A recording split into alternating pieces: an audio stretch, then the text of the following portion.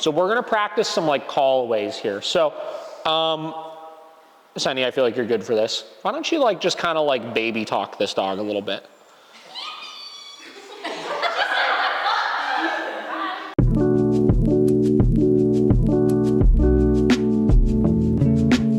And yesterday I started prong, just walking on prong with her, and that's about it. How'd it go? She was good at first, and then once she felt like the pressure, she would start doing what she did. Yeah. Like yelping like that. Yep. And how was she about putting the collars on and off? For me, she's fine. She kind of like gets real like stiff, but she hasn't like nipped at me or anything. Okay.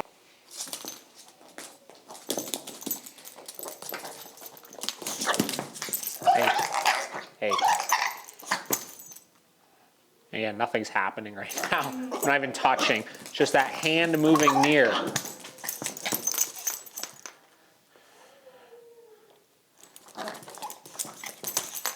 Now there's not a ridiculous amount of commitment behind the biting, obviously. It's just frantic trying to get the hand to go away.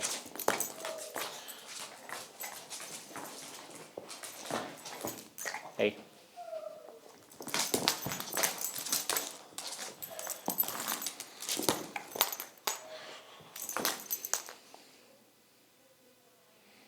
Good. I mean, this is literally the start of this process. And obviously, you've already kind of worked through this a little bit, but we need to start generalizing this now. There we go. Good job. Okay. Holy moly, little dog. That's the first time I've seen her do that. Hey. Hey. Because like she was like that the first to second day. Yeah. And after that, she was opening up a lot more. I mean, this is where you get to, in a lot of cases, with a lot of these like fear aggression issues and stuff like that, it's not so much a matter of correcting these behavioral issues away, it's removing the reinforcement, right? She's just learned those behaviors make scary things go away. Yeah. There we go. So we're just gonna drill this a couple times here. So again, hand coming up. Got biting. There we go. And you'll notice each time it'll get less and less. Like right there, she didn't try to bite quite as intensely. Good job. Good job. Okay.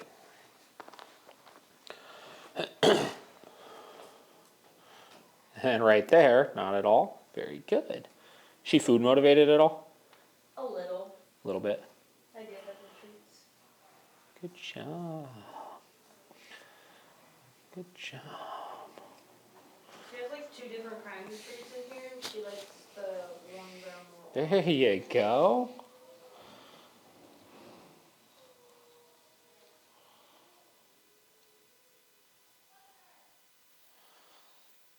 Do that a few more times. Good.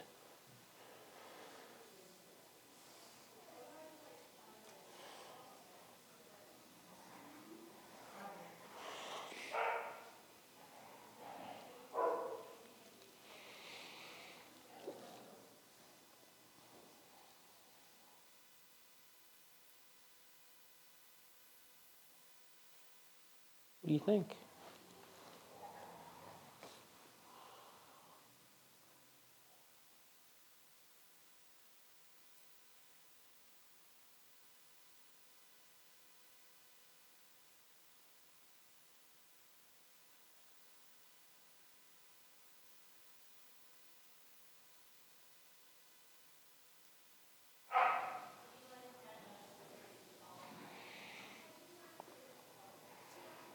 Good job.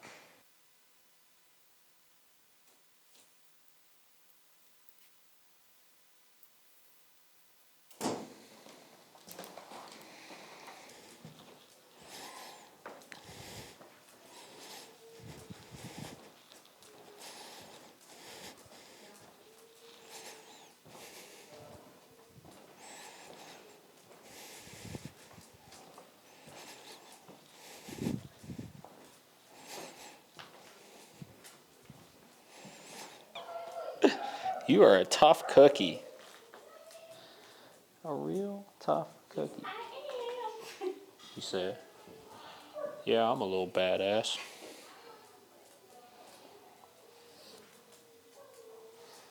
Jeez Louise. 2 more.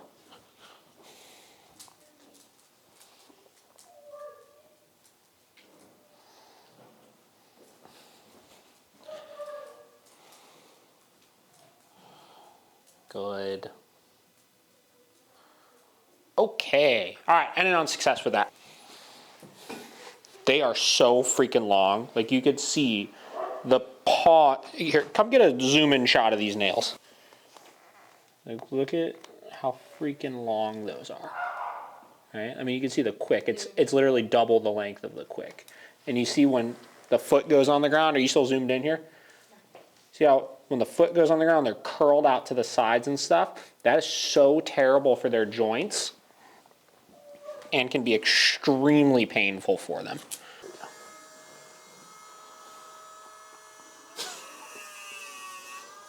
This dog said, what in the flip is going on?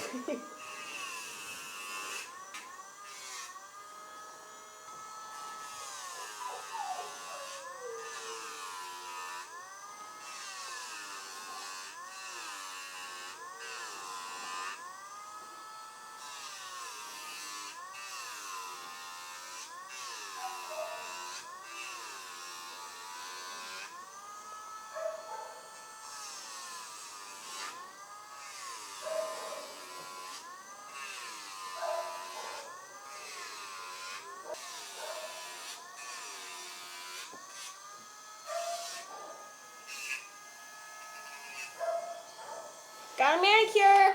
Look at those. Oh my goodness. I guess and I know you've traveled a lot, right? So it's not like you're having gazillions of opportunities to have people over and all that kind of stuff. But I guess my only question I would ask is, because I think we talked about this in one of our last sessions. Like, I don't have people coming over my house all the time by any means anyways. So it's not like I have tons of opportunities to work with my dogs on those types of things. But I do capitalize on the situations that I do have them come over, right, to practice stuff. And that's usually what I recommend people like you do. Is just, we talked about it. One of the biggest things I said right off the rip was like, let this stuff happen organically, right? Don't go out of your way to have gazillions of people coming over. But if you do have somebody come over, that's when you work on it, right? And then in between those times, we want to have like that just everything's going well. There's not any big problems, et cetera, right? Yeah, well, to the one thing you said of like, you don't want it to go like a really long period of time, and then because it went so long, it be this big thing when somebody comes over again. I wouldn't worry too much about that, right? I'm not a believer that it needs to be happening all the time in order for there to be progress with it, or in order for the dog to not quote unquote forget about it. We just have to make sure that we maintain the integrity of the thing we're asking her to do when it does happen. So even if it's 3 weeks in between each time, as long as you're just as on top of her each one of those times, it'll be fine. I wouldn't be concerned about that. And we talked a little bit about that too last time. I think it's just going to be, just do it in moderation, right? Like, especially if he's going to be there a long weekend, like you talked about, 4 days, something like that. Like I said, the first day is going to be all about her just getting acclimated to him being there. There's not going to be a ton of interaction and stuff. It's going to be a lot of control around him just to check that box, right? From there, it's just going to be in short bursts, right? So not having her out 100%, right? Or not just overwhelm her with just, you're out 24/7 with this person, right? It's going to be more of, all right, cool, you're on place for a little bit, then we release you for maybe an hour, let you hang out, right? Then we put you back on place for a break, right? Then we release you for another hour. Then maybe we put you away in the crate for a little bit, you know? And we kind of ping pong back and forth, you know, between doing all of that, just to keep her successful and make sure that every time she is free, it's in a situation where you're not distracted. We're able to monitor. Seamus, say hi. Hi. Hey. How are you? Yeah, he can't hear you. I have headphones in right now, so he can't. So just any time that she is free, right, you just got to make sure you're on top of it. And this is the same thing I recommend people do if they have like a house guest that's a dog coming and staying for a weekend or something, is you just don't want it to be like 24/7, you guys just live together now and figure it out basically, right? We just want to make sure that it's a matter of like, okay, cool, we'll let you guys do your thing where I can monitor, right, and make sure that nothing bad happens. And if you do act up, I'm in a position to address it like that, right? And then we give you a break, whether in the form of a command or whether in the form of putting you away for a little bit. And that is the recipe for people staying over or dogs staying over for more than just a couple of hours to keep it successful.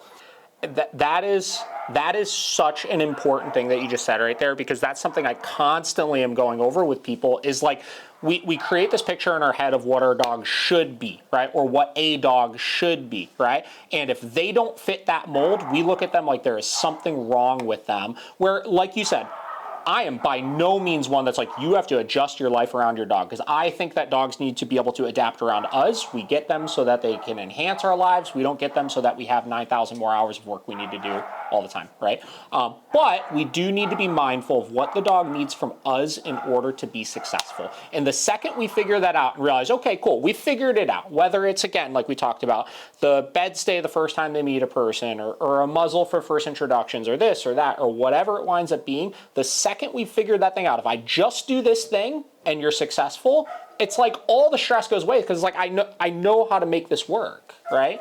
And sometimes it's hard for people to kind of accept that, because they do have that picture in their head. But the second you have that revelation, it's like your world opens up to you. I would say, like, your dog is no different than my dogs, right?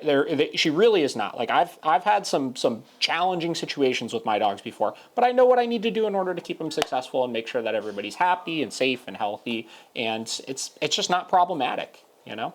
But yeah, that's great. And again, listen, like all these little things that you're doing with her too, of like, you know, the group class here, the boarding kennel here, the this over here, right? Like, again, you could overdo it with that sometimes, but it's positive from the standpoint of she's going to all these new places around all these new people and just developing positive associations, right? And honestly, the fact that they're not really messing with her in those is continuing to reinforce in her mind that being with mom around all these people just ain't that bad.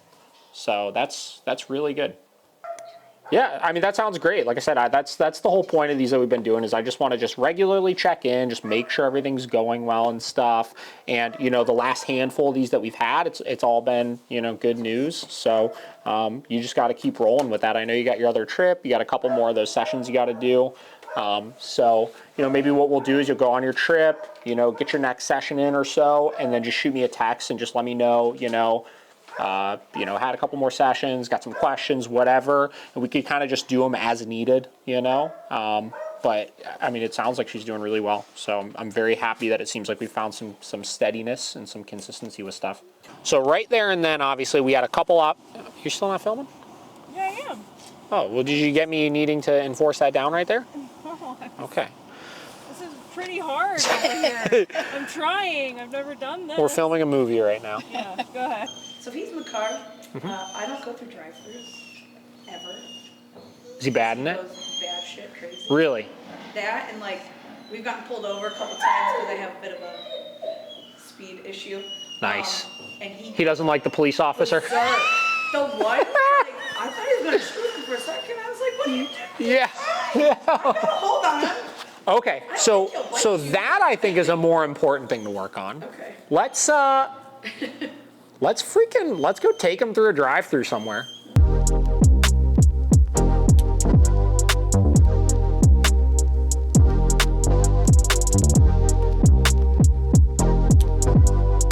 Okay, so once we get to Starbucks, what we're gonna do is we're gonna start off by giving him some direction by putting him into a down back here. Okay. And my criteria isn't even gonna be don't bark, it's gonna be you have to hold this down position.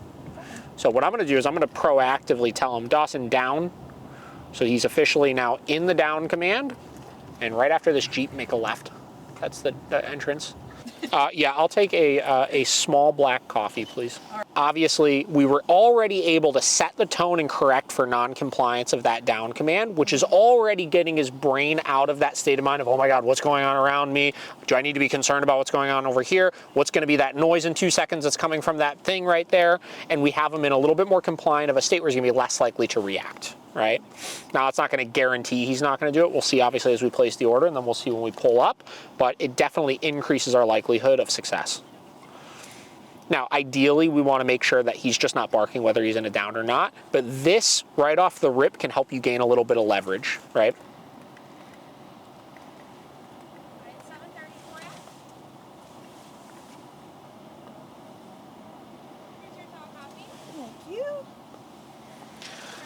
you so very much. Thank you. Thank you. You too. Thank you. Give me a lion person. Okay. Very good. Okay, so he passed the test. Make a left out of here. So what we're gonna do now is we're gonna do that one more time, not at Starbucks. We'll do it somewhere else. And this time I'm gonna have you be the one that gives him the command for it. So I released him, obviously. Now he's free. If he gets up, I don't care. Then make a left on 117th here. Okay, so as you pull up, you're gonna tell him down. Perfect. And that was a good start because obviously right there you could tell he was a little worked up by that person over there. Yeah. And then just get like a small fry or something. Okay. What can I McDonald's? What can I get for you? Can I just get a small fry, please? Just one small fry. Yes. All right. Just be mindful if he gets up because I want you to be the one that tells him no right now. Okay. And normally I would just keep this remote just set high, just under your center console or something. This will be a good test because there's 2 windows he's got to pass.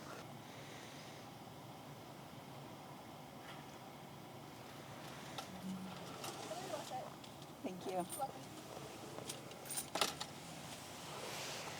Thank you. Yep.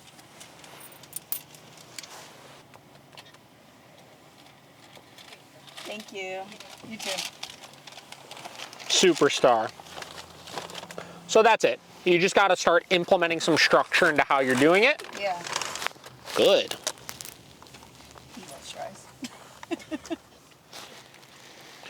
And then if you behave yourself, you get a little reward too, Dawson. On his birthday, he gets a double cheeseburger.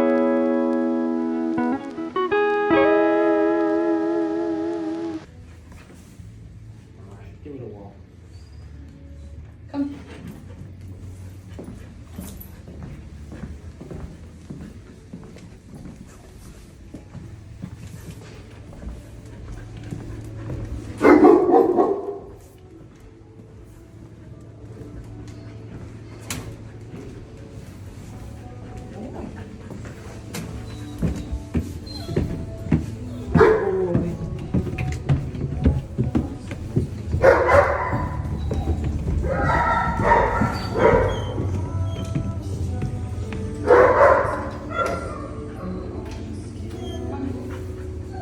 And go ahead and put it on the bed.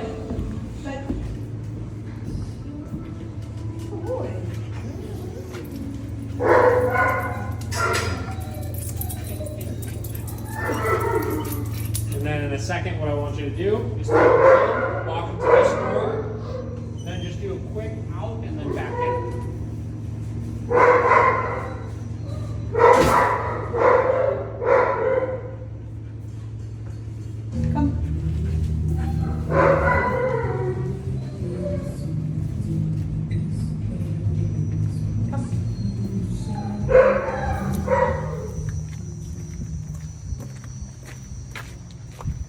Pick a non-icy spot and put them into it down.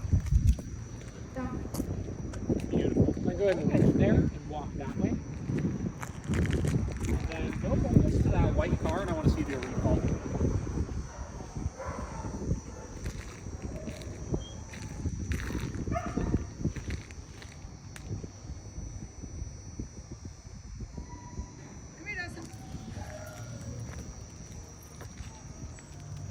Beautiful. And then go ahead and walk them back this way. Come.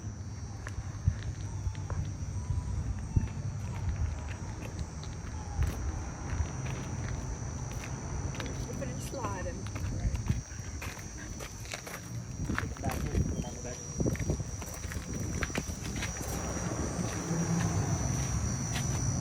Correct for that.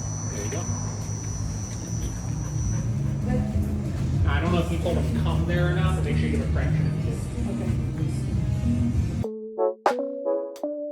So to your point, I think one of the things you first said, it has really, I would say, kind of blown up recently a little bit as far as the conversation has went from something that's taken place since I've been in dog training. I mean, at least a decade, obviously longer than that. Like I have a ton of colleagues that have been training dogs for 20, 30 years that, it's been going on, for quite a while, right? But I think it's really intensified because of a couple of things. One, to your ecosystem kind of conversation, social media has exploded, right? And it's made it so easy to create massive names for yourself in any industry. Forget dog training.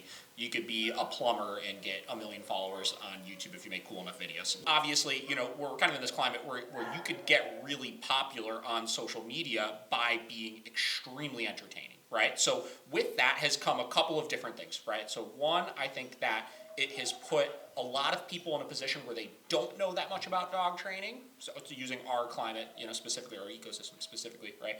A lot of people that don't know that much about dog training can make really high quality, really entertaining videos and create massive followings for themselves, which to Zach George and guys that are on that side of the conversation, there's a lot of people that are getting into it that are doing things they just shouldn't be doing, right? And it's because of a knowledge issue, right? It's because of an education issue. It's for the dramatics of the videos that they're creating, et cetera, et cetera, et cetera, right? So that's kind of intensified the issue from the standpoint of a lot of people wanting to kind of fight back against certain methods or certain ideas or whatever it may be, and then tack on to then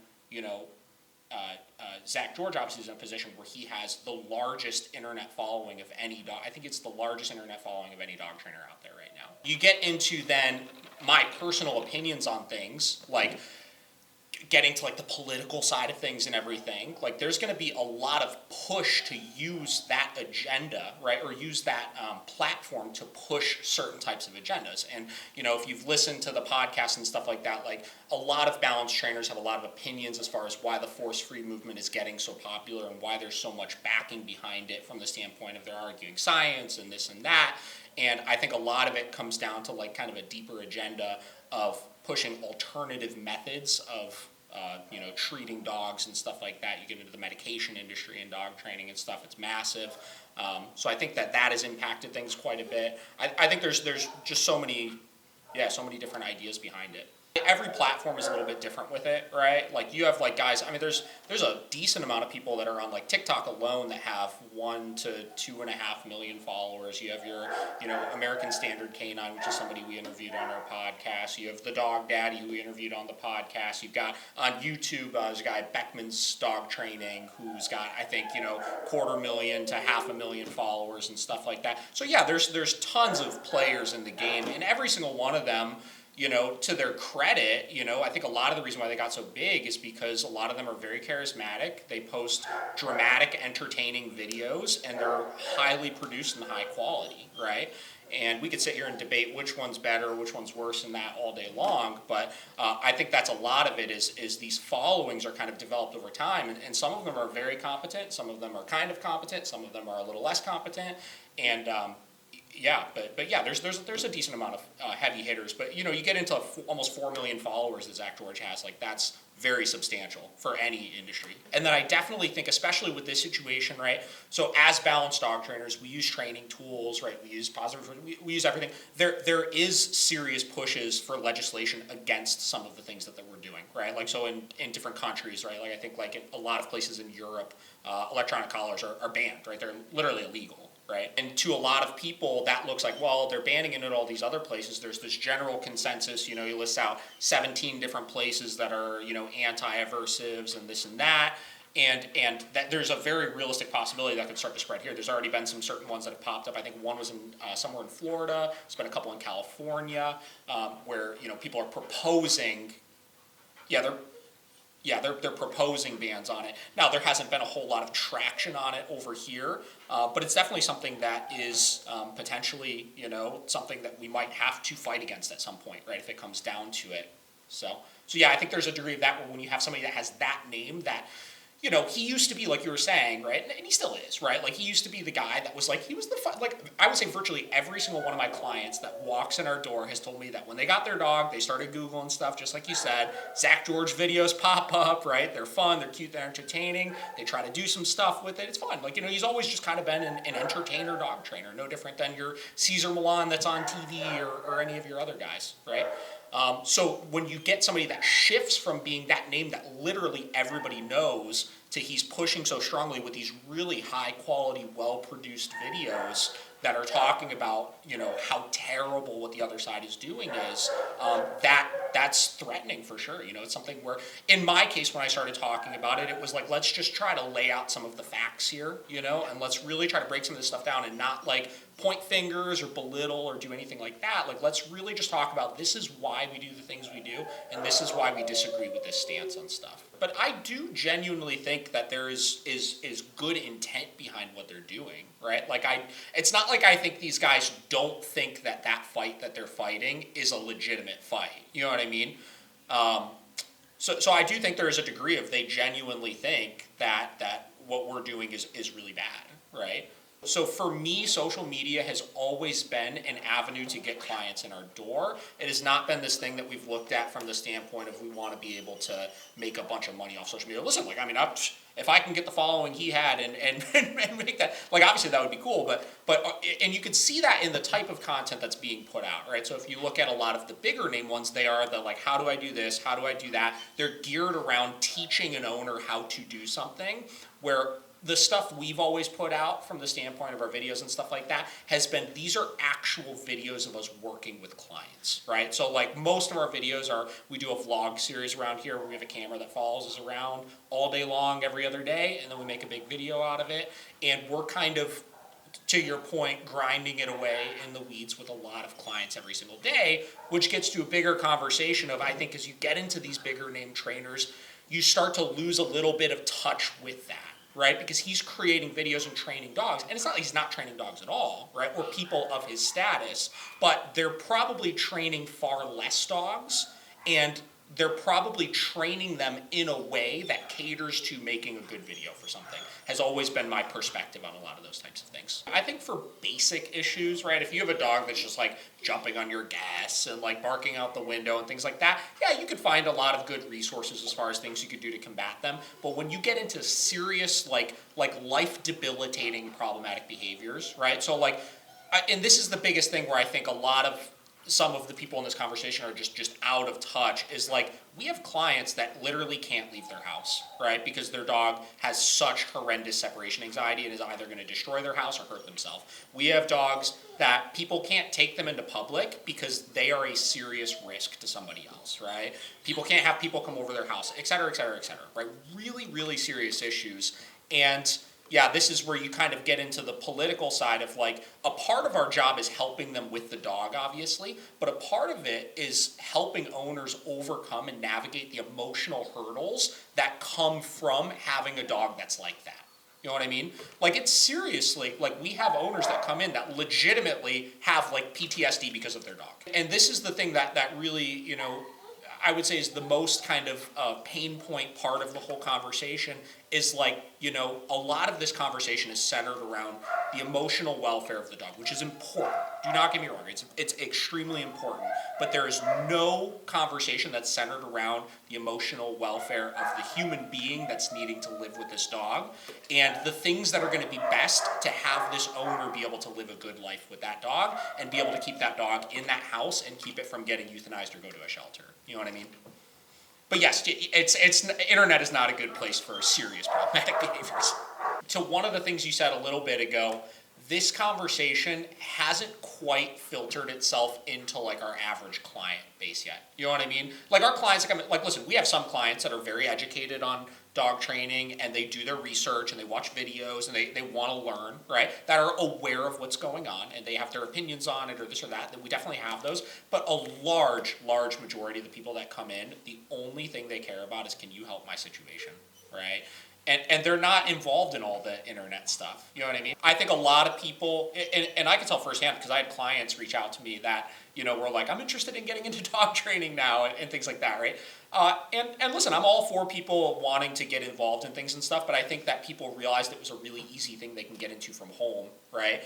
And without a whole, and this is the big problem, and I think Zach and I would both agree on, and a lot of us would agree on, is the lack of regulation or certifications or any of those types of things. It's a blessing and a curse, because I was able to get into this industry and start working under somebody and learning and stuff and not have to go through this long, really difficult process of doing so. But it can be a curse because, yeah, like there are a lot of people out there that aren't like myself or maybe Zach or other people who like truly care about the craft, right, and want to learn it and continue to educate themselves and stuff.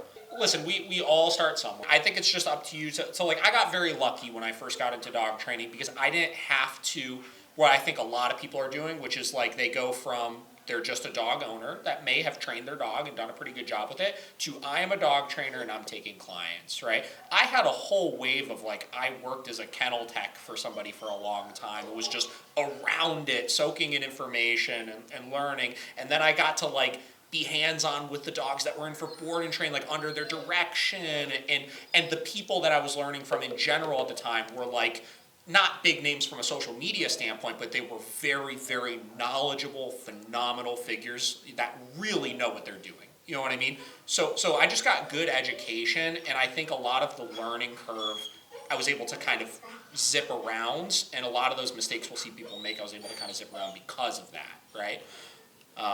So yeah, you know, I get it, you know, and I think that's a lot of it too is, you know, new dog trainers getting into things and getting into a balanced approach.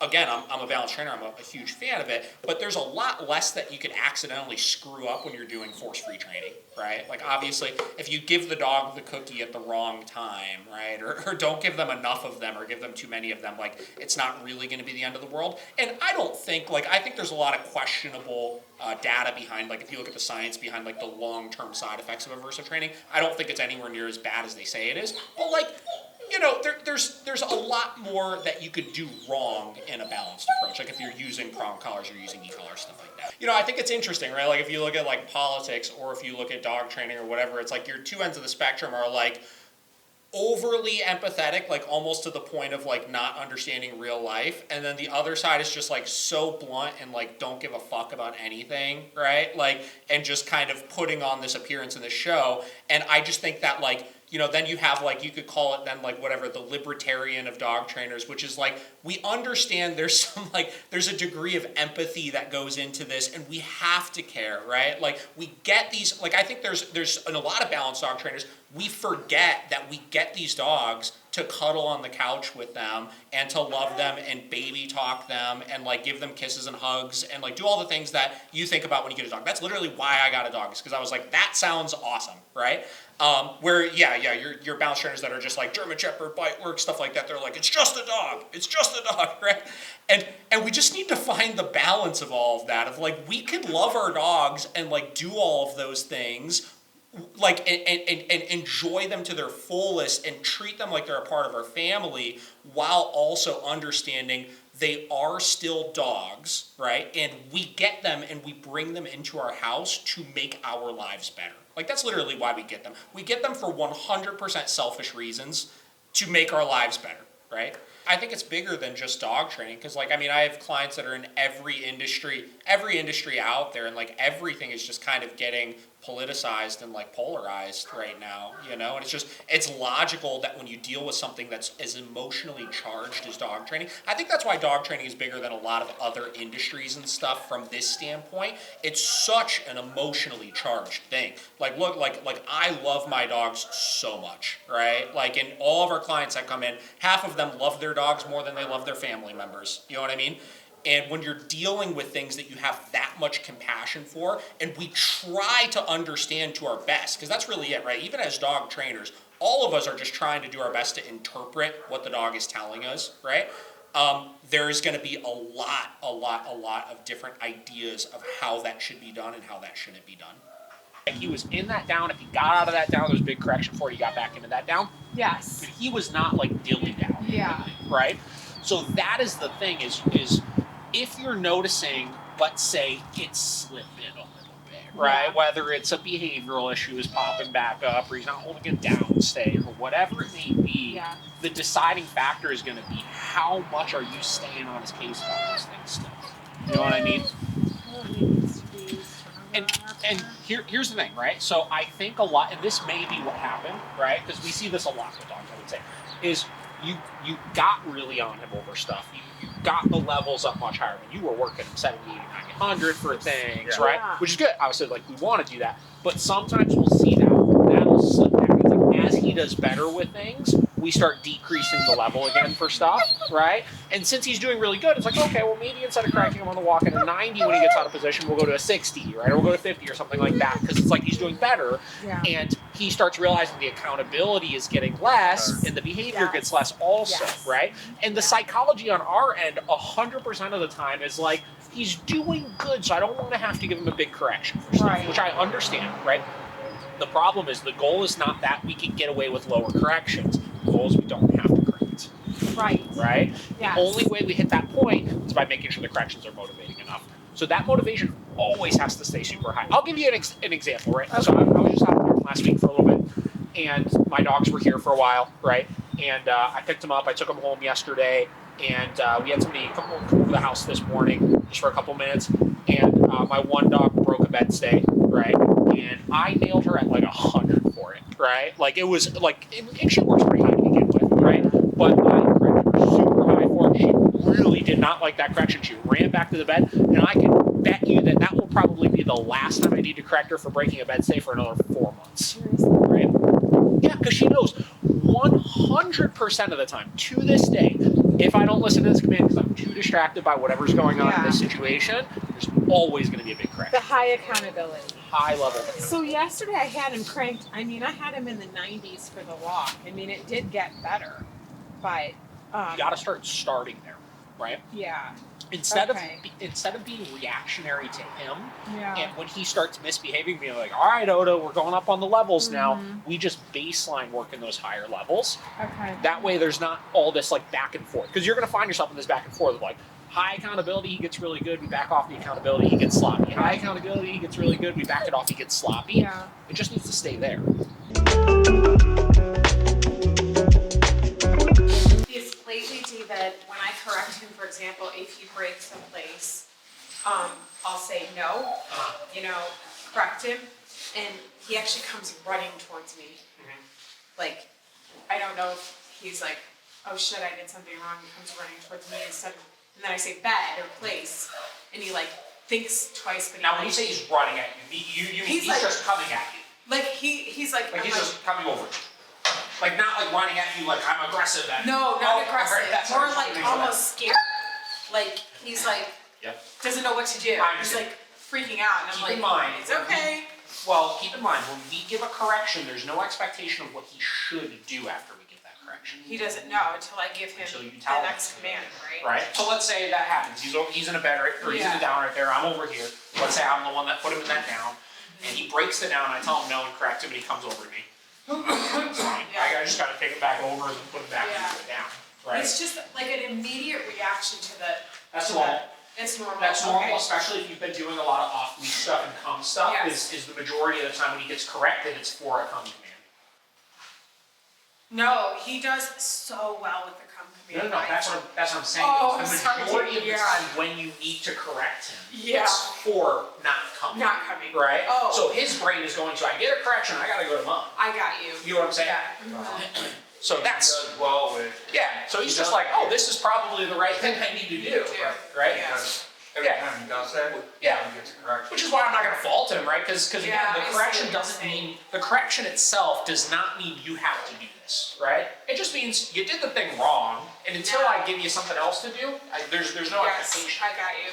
Okay. Which is why reiterating the command after the correction is so important. But it is amazing how he may go right into the command as soon as I say no. Sometimes, yeah, for sure. But not when it's place or bad. Yeah. Whatever, for whatever reason. Yeah, which is fine.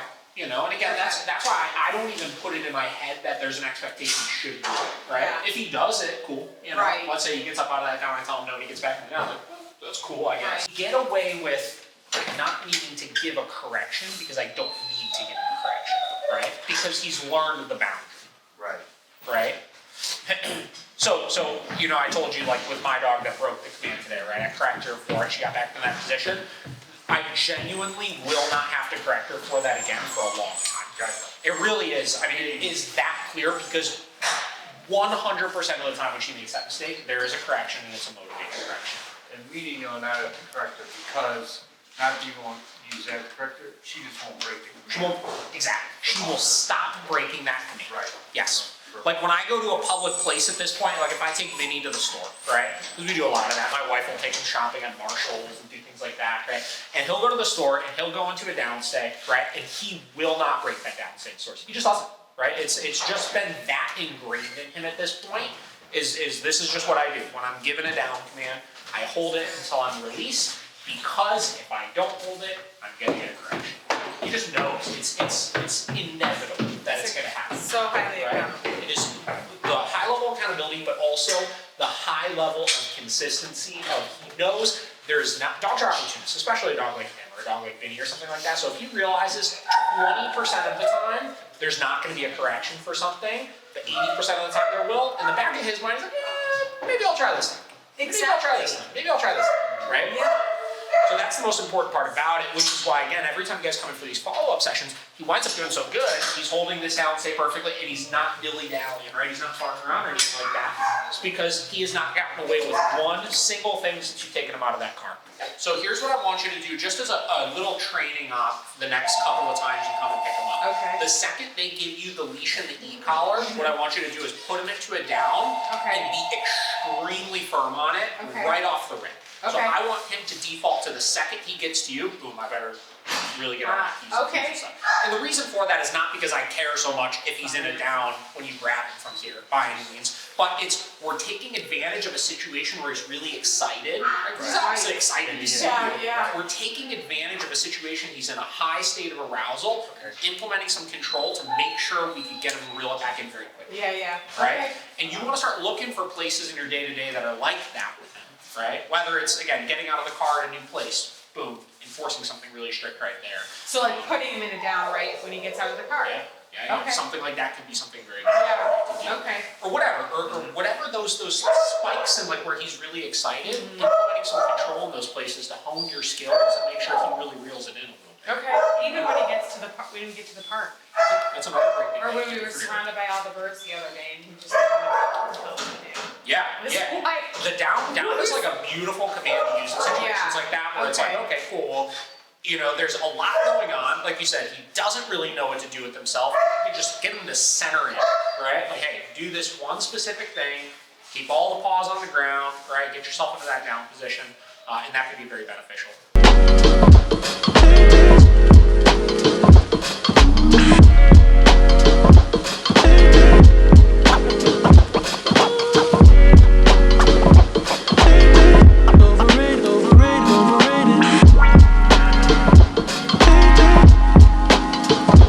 Here we are.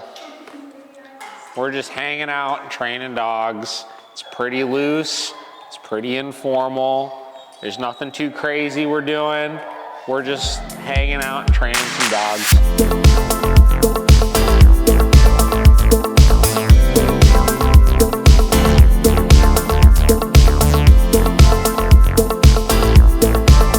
We talk about this a lot, I think, with you know, people that are kind of in that position where it's like they're getting a new puppy, right? And they really want to, I don't want to say do it right, because it's not like there's like a right and a wrong way and this and that, but they want to do it in a different way where they are focused a lot more on the dog really enjoying the learning process and all that kind of stuff. And one constant theme that we talk a lot about is the e-collar in itself, just by nature, is a difficult tool for dogs to understand, right? So you run a lot more risk of creating that like I don't like the training process and stuff with that tool. But it's not so much because it's an aversive tool, it's just the sensation. It's such a weird sensation. So, you know, I know with all my dogs, right? So like my Malinois, Vera when I was training her, Waffles now, stuff like that, like I pretty right away jumped into pinch collar work. And that never, I felt, impacted any of those dogs a whole lot for like really basic management. You know what I mean? So that might be one place, like past obviously your food work and stuff you're doing, to start gaining a little bit of control over some of this kind of stuff. That might be a good tool to look into starting to implement a little bit. when she was starting to play with you, don't let her control the game a little bit more. So don't be so like forceful with your tugging and everything. A lot of people make that mistake with young dogs where they'll get the dog to play finally, and then they're like whipping the dog all over the place and like ripping the thing out of their mouth and stuff like that. Not intentionally, but they're just being too much, and the dog doesn't feel like they have control, because what builds the drive in the game is them feeling like the harder they fight, that they could actually win, right? So you almost want to like react to the dog. So like when I'm playing with my dogs and stuff like that, I'll like pull a little bit, and then if they go to like thrash back, I'll like over exaggerate, like, oh, you know, like, and like let them kind of win that. And little things like that will help build drive. Yeah.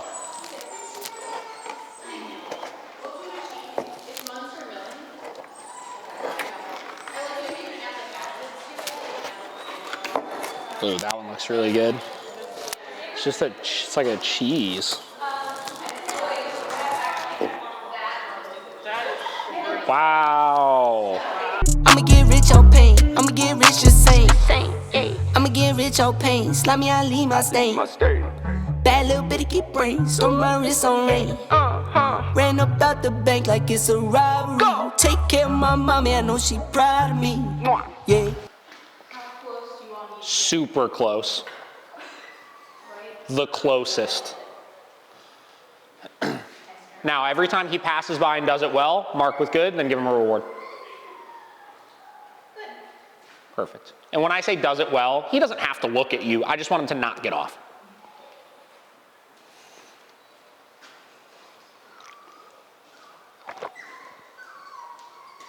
Mark. Mark. There you go. So as soon as he passes by and he holds it, I want you to mark.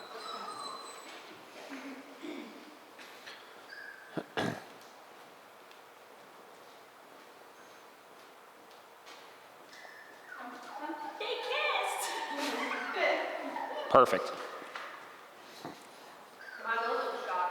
Yeah, he's like, what the hell was that?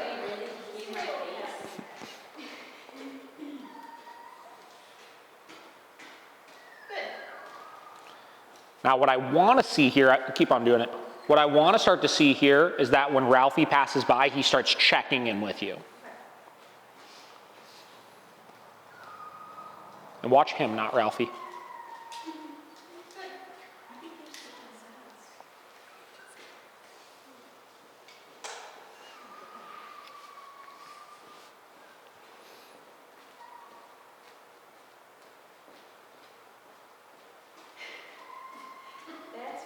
Mark, there you go. Couple more. Watch your dog. There you go.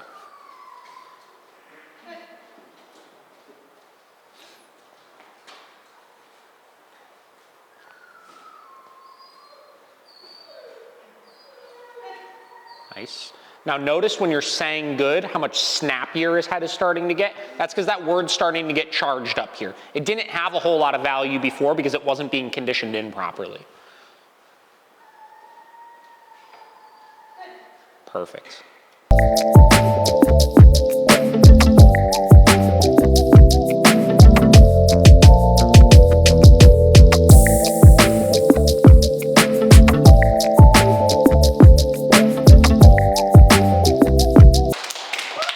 We're going to start having awards at the end of each one of these. Most improved. Do you think his head being as big as it is like a genetic defect? Because it's real fucking big. Play with him with it for a minute. Yeah. This is super embarrassing. He's gonna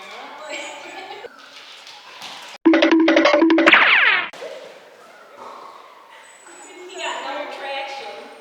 All right, so you got the drive, you got the him releasing it, so now we just need to make sure he can keep his shit together with it, right? So we're gonna use the bed for this. So what I want to tell him bed. So tell him okay and throw the ball for him.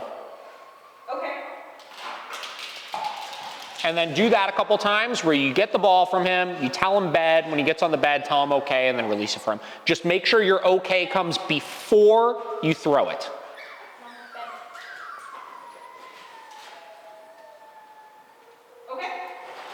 Perfect.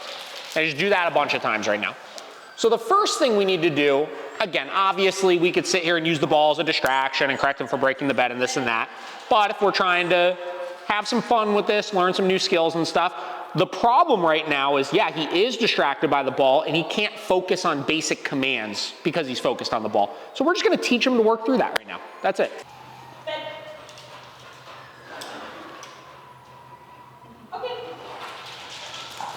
Release him a little faster too. Like the second he stabilizes on it, okay, and then throw it.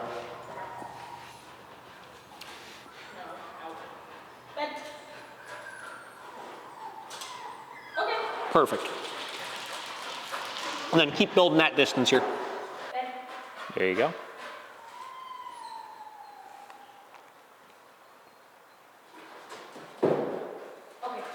Perfect. So obviously we're moving quickly through the steps. Step number 1, get him to be perfectly compliant with a command for the ball. So that would be pick whatever your distance is, get him like 100% rock solid going to that bed to get the reward, right? Step 2, get him to go to bed or go to command. Make sure he's not gonna be impulsive over the ball while you're moving it around, then release for reward. Step 3, you would put him in command and you would actually throw it and have him hold it, then release him for it, right? That's how I would start. I mean, distractions and stuff will be easy as far as other things, like you guys will get to those things, but this is a fun thing you can start doing right away to teach them some really serious control around those toys and those high value resources. And like, this just goes to show a lot of like, you really don't need a ton of corrections to achieve a lot of this stuff, right? If a dog is as motivated as he is for that ball, like as soon as it actually clicks and he figures out what it is he needs to do in order to get that thing, like they'll work for it, they'll do that thing, you know? Wow, see, she called away from that treat too. Can you pick up your damn treats you dropped all over the floor? It's like 17 of them. What is this?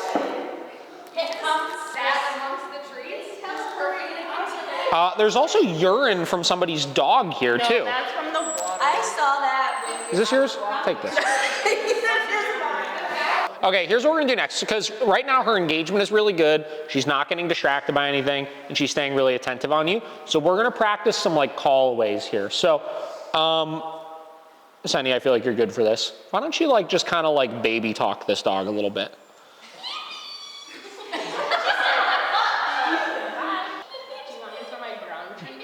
No, no. Ah! All right, go ahead and try to do a come command now. Perfect.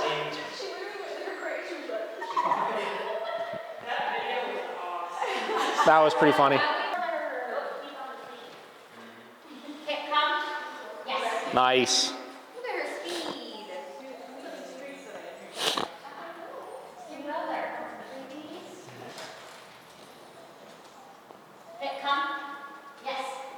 Nice. You see that yes mark kicking it into overdrive.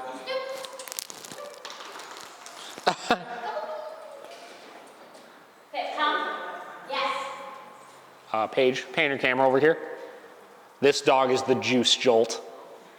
He said, got that really good recall. Had his beer and pushes the ground. Yeah. Come. Yes. That's awesome. That's really good.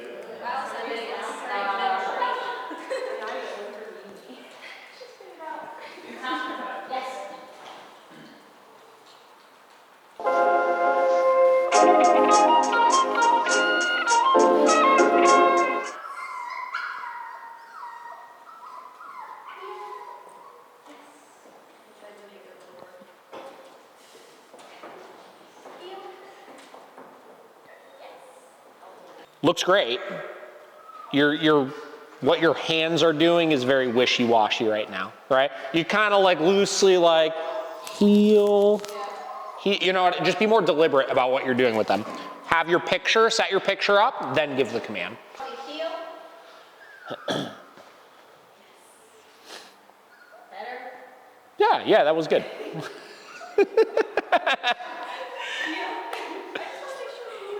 Just getting attitude from all directions.